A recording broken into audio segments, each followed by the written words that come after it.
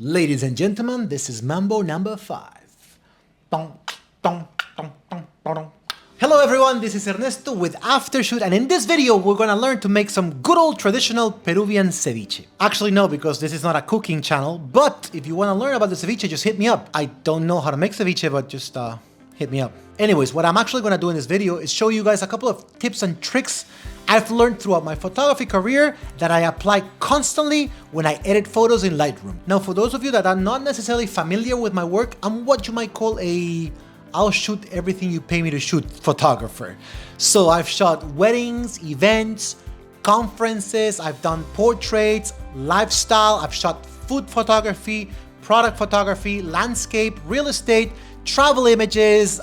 I've done a lot. So by working in all these different types of photography, I've learned a lot of tricks that I apply constantly when I work in Lightroom. But let's dive right into it. A lot of people, when they first start editing in Lightroom and they discover the shadow slider, they get super happy because there's a tendency to believe when you're first starting in photography that shadows are bad. People want to avoid shadows. Oh no, that has a lot of shadows, so it's a bad photo. So when they see the slider and they notice that by sliding it to the right, the shadows kind of disappear, they get super happy. But that's actually not right, because if you have no shadows in your image, if you bring the slider all the way to the right, you're getting a kind of flat image, number one. And number two, it is because of the presence of shadows that your photo has depth. If you do not have shadows, you have no depth. And also, if you have a person in your image, let's say it's a portrait, and you bring your shadows all the way to the right, it's not gonna look very flattering in your subject. But let's see it in the computer. I have this photo that I obviously shot in a dark environment, and of course, there's shadows here in the back and all around the image. So if I were to bring the shadows all the way up, like I told you in the beginning, the image would look flat. Let's fix the white balance so it's more accurate. Okay, so a lot of people would just say, oh no, look, this is too dark, let's bring the shadows up. And then they'll bring the highlights down. Because for a lot of people, just moving highlights and shadows, bringing the highlights down and pushing the shadows up, that's editing, that's it. But you gotta act differently in each photo. So, first of all, I would never recommend to move any slider all the way till the end, like 100% or minus 100. But if you've decided you want to move the shadow slider to the right, here's what I would recommend. Every time I move the shadow slider up, thus losing, gaining exposure in the shadows area, I bring the blacks down to try and regain some contrast in those areas. Again, if I'm pushing the shadow slider up, I'm gaining exposure in the shadows, but by bringing the blacks down, I'm regaining that contrast that I kind of lost in those areas. And then you gain the exposure, you can see the details in the shadows, but you're also bringing back that contrast. Now that's also an important concept, contrast. What is contrast? A lot of people in the beginning confuse contrast and saturation, and they can't tell the difference between it. Saturation has to do with the intensity or strength of colors, and contrast has to do with blacks and whites. The higher the contrast, the blacker and the whiter the blacks and whites are gonna be, and the lower the contrast, everything is gonna look more grayish. So I could, in theory, bring the shadows up and lift the contrast. The only problem with that is I'm bringing down the blacks, I'm getting the blacks to be blacker, but at the same time, my whites are getting whiter, like this area is here, you know?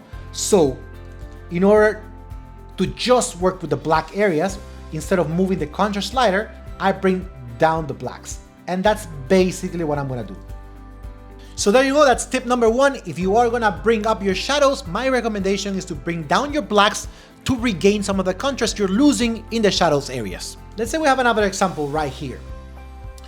Of course, we have some shadow areas in the outside of the image.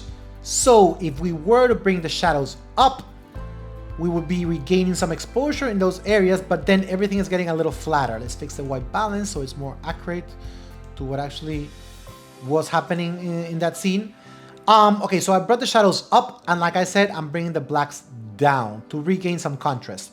In this case, I'm gonna bring the highlights a little lower, the contrast a little higher, I'm gonna bring the exposure a little higher too, and then I got my image right there. Now, tip number two has to do with vignette.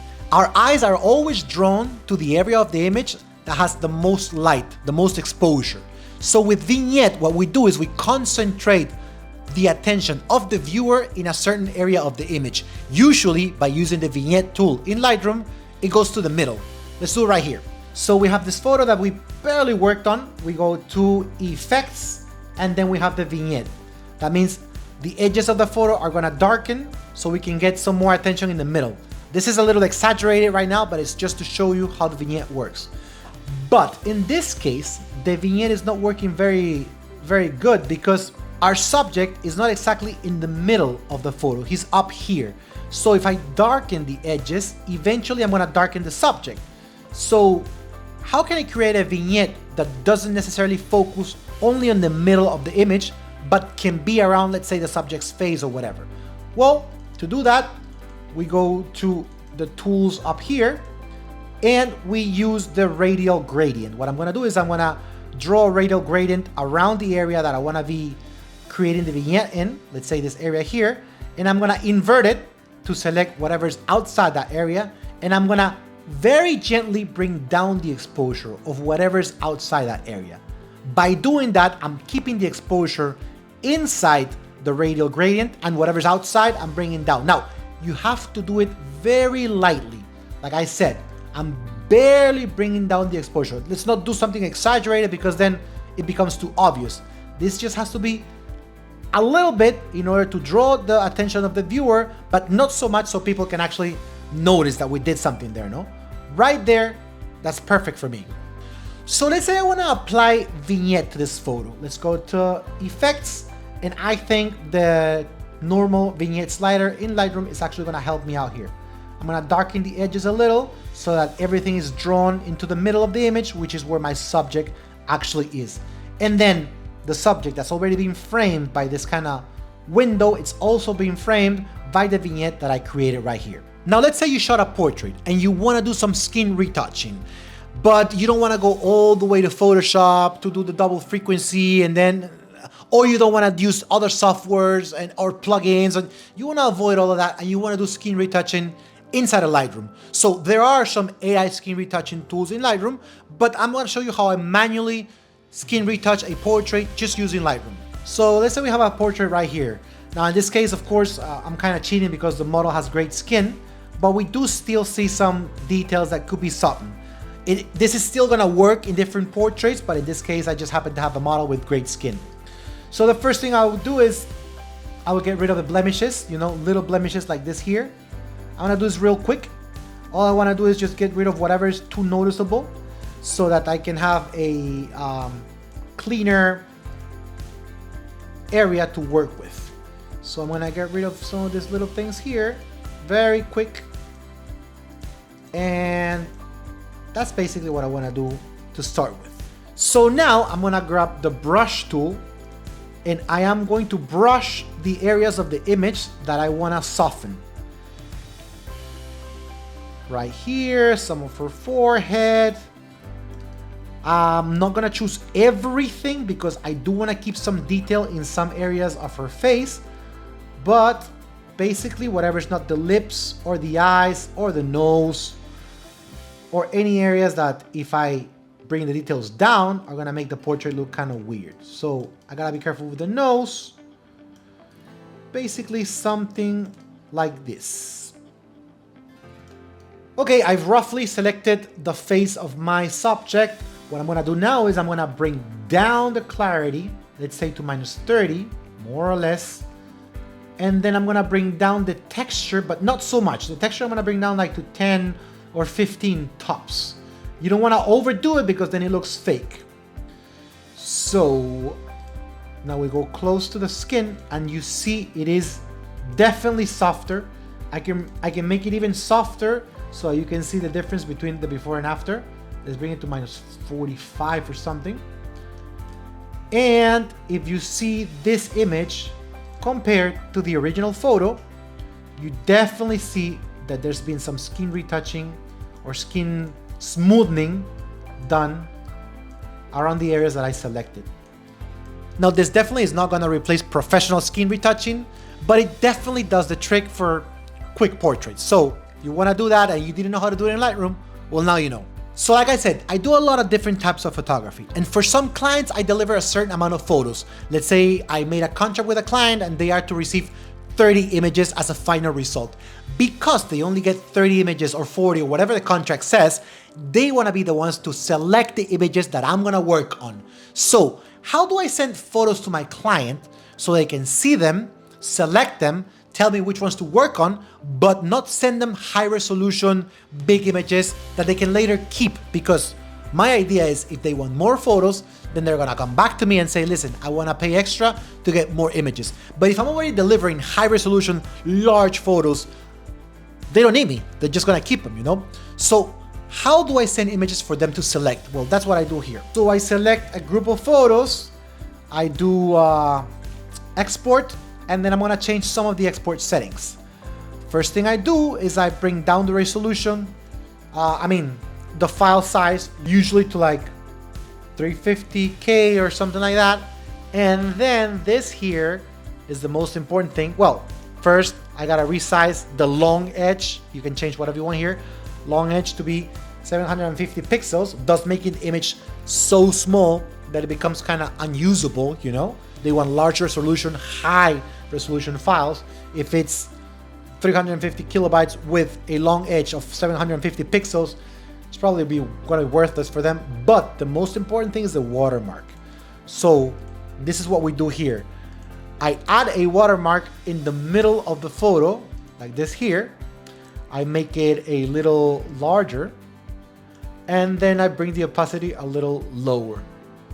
So when I export all of my photos, they're all gonna have this huge watermark in the middle, apart from the images being small and low resolution, which makes them unusable, which makes a client have to come back to me if they want more photos, so I can give them a different price, you know? Because in the end, if they only bought 30, they get 30. And if they want more, eventually come back, Ernesto, we wanna pay 10 extra money for 10 photos, and then we talk about it. But if I already delivered the high resolution files, they don't have to come back to me. So this is important in the line of work I do. So let's talk about the AI features that Lightroom has. In one of the latest updates, they came out with the AI remove tool, which is something we had in Photoshop, but a lot of people requested to be in Lightroom too, and now we have it. But some people have been testing it and getting results that they think are not accurate, where in reality, the problem is they're doing something wrong before they even use this tool. Let me show you right now. Let's say I have this photo right here, okay? Let's say I'm gonna crop this photo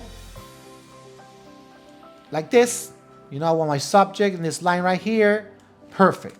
Now, all of a sudden, I wanna remove these two people in the back. So I go and I grab the remove tool, AI remove tool, perfect. So I draw around them because I want them out of the image, you know? And when I'm done with it, I click on remove.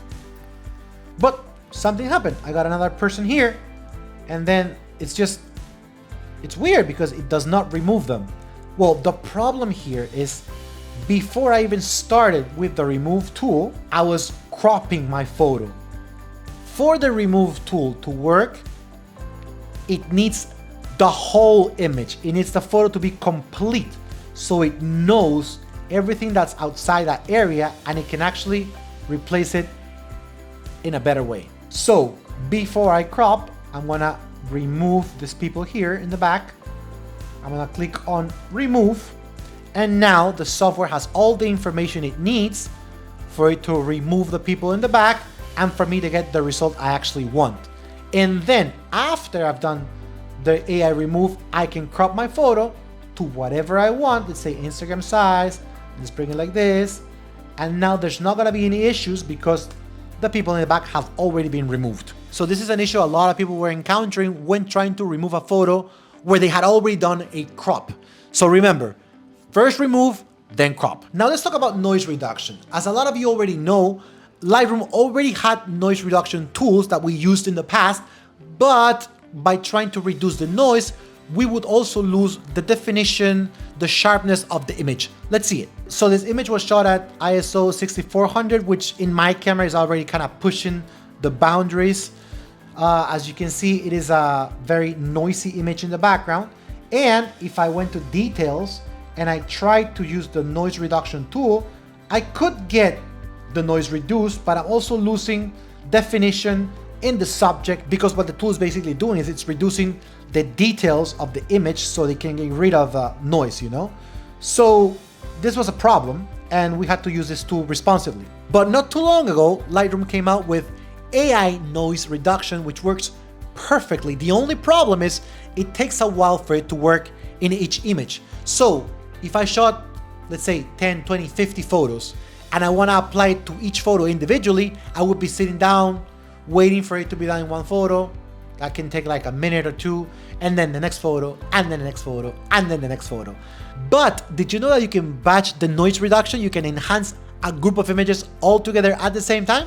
Let me show you. All you gotta do is select a group of images, right click, go into enhance, and then this other window is gonna pop up, and now you're gonna decide the intensity of the AI noise reduction for your group of images. In my case, as you can see right here, I have it set to 40, and the result, which is gonna show on the left window right here, actually shows me a decent noise reduction. Now, I don't wanna push it too much because then it's gonna look too fake, and I already get an estimate of how long it's gonna take for it to denoise all this group of images together.